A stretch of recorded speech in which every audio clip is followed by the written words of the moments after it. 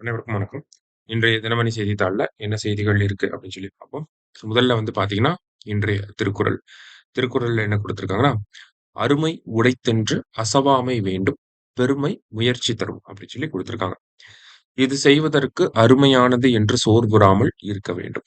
அதை செய்வதற்கு தக்க பெருமையை முயற்சி உண்டாக்கும்" அப்படின்னு சொல்லி வள்ளுவர் வந்து சொல்றாரு. அதாவது ஒரு விஷயத்த செய்ய முடியாது அப்படின்னு சொல்லி சோர்வுற்று இருக்கக்கூடாது.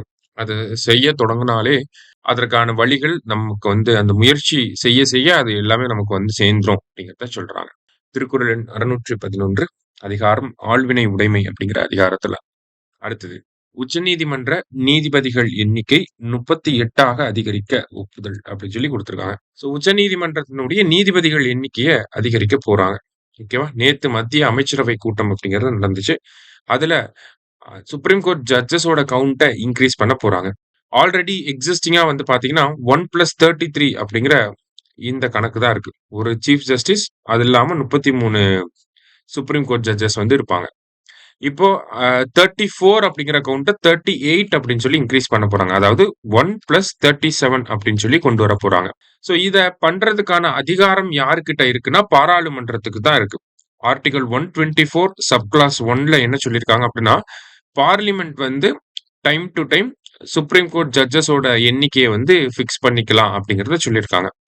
அந்த வகையில பாராளுமன்றம் என்ன பண்ணியிருப்பாங்கன்னா, 1956ல Supreme Court number of judges act அப்படின்னு சொல்லி ஒரு சட்டத்த வந்து கொண்டு வந்திருப்பாங்க. Supreme Court number of judges act அப்படின்னு சொல்லுவாங்க. 1956ல இந்த சட்டம் வந்திருக்கும். இந்த சட்டத்தின் அடிப்படையில தான் சுப்ரீம் கோர்ட் ஜட்ஜஸோட எண்ணிக்கைய வந்து டைம் டு டைம் ஃபிக்ஸ் பண்ணிட்டே வராங்க. அது பார்க்குறப்ப இனிஷியலா வந்து 10 அப்படிங்கிற நம்பர்ல இருந்திருக்கும். 1+9 அப்படின்னு சொல்லி இருந்திருக்கும். அதுக்கப்புறமா 1+12ன்னு மாத்திருப்பாங்க. அப்புறம் 1+16 அப்படின்னு சொல்லி மாத்திருப்பாங்க. அப்புறம் 1+25ன்னு மாத்திருப்பாங்க. அப்புறம் 1+13 வந்திருக்கும். அப்புறம் 1+33 அப்படின்னு சொல்லி வந்திருக்கும். இப்ப 1+37 அப்படிங்கிறத கொண்டு வரப் போறாங்க. இதுவே ஒரு மாநிலத்தில இருக்கக்கூடிய உயர் நீதிமன்றமா இருக்கு. அங்க இருக்கக்கூடிய நீதிபதிகளுடைய எண்ணிக்கைய அதிகப்படுத்தணும்னா என்ன பண்ணணும்? அதுக்கு வந்து ஆர்டிகிள் 216ல என்ன குடுத்திருக்காங்க, என்ன சொல்லப்பட்டிருக்கு அப்படின்னா, பிரசிடென்ட் வந்து டிட்டர்மைன் பண்ணுவாரு.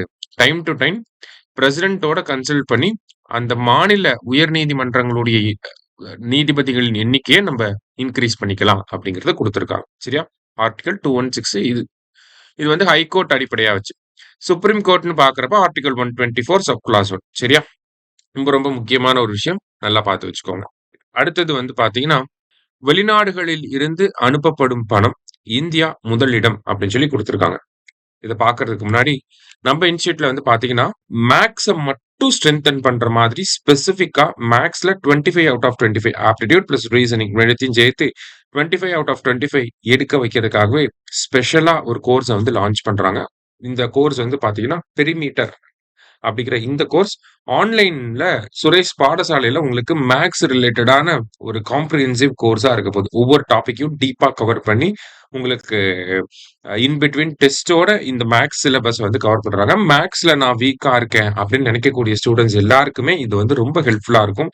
மேத்ஸ் ரிலேட்டடான மெட்டீரியல்ஸ் எல்லாமே உங்களுக்கு வந்து வீட்டுக்கே வந்து கொரியர் பண்ணிடுவாங்க. சரியா? வேணும்னு நினைக்கிறவங்க இந்த நம்பர்ஸ்க்கு கால் பண்ணிக்கோங்க. ரைட். இப்ப வெளிநாடுகளில் இருந்து அனுப்பப்படும் பணம். அததான் நம்ம இங்கிலீஷ்ல என்ன சொல்லுவோம்னா, ரெமிட்டன்சஸ் அப்படின்னு சொல்லி சொல்லுவோம்.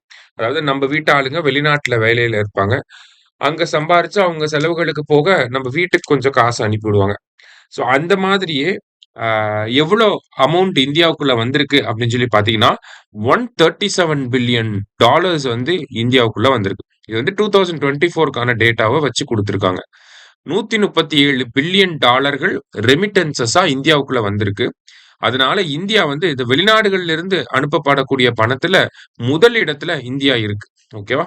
First India, second Mexico, third Philippines, fourth வந்து பிரான்ஸ் அப்படின்னு சொல்லி அந்த பட்டியல வந்து வெளியிட்டிருக்காங்க.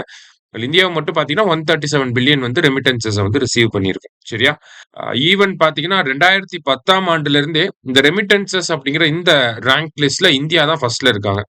போன வருஷம்லாம் வந்து பாத்தீங்கன்னா, போன வருஷம் அந்த டேட்டா படிலாம் பார்க்குறப்ப, அந்நிய நேரடி முதலீட விட இந்த ரெமிட்டன்சஸ் அப்படிங்கிறது அதிகமா இருந்துச்சு. எஃப்டிஐ விட ரெமிட்டன்சஸ் அதிகமாலாம் இருந்துச்சு. சரியா? இப்ப இந்தியா வந்து ரெமிட்டன்சஸ அதிகமா ரிசீவ் பண்றாங்க. அப்ப எந்த நாடுகள்ல இருந்து அதிகமா பணம் அனுப்பப்படுது அப்படின்னு சொல்லி பார்த்தீங்கன்னா, அமெரிக்காவுல இருந்து தான். அமெரிக்கால இருந்து மட்டும் பார்த்தீங்கன்னா, 9,4 லட்சம் கோடி பணம் வந்து அங்க இருக்கிறவங்க அவங்கவங்க தாய்நாட்டுக்கு வந்து அனுப்பியிருக்காங்க.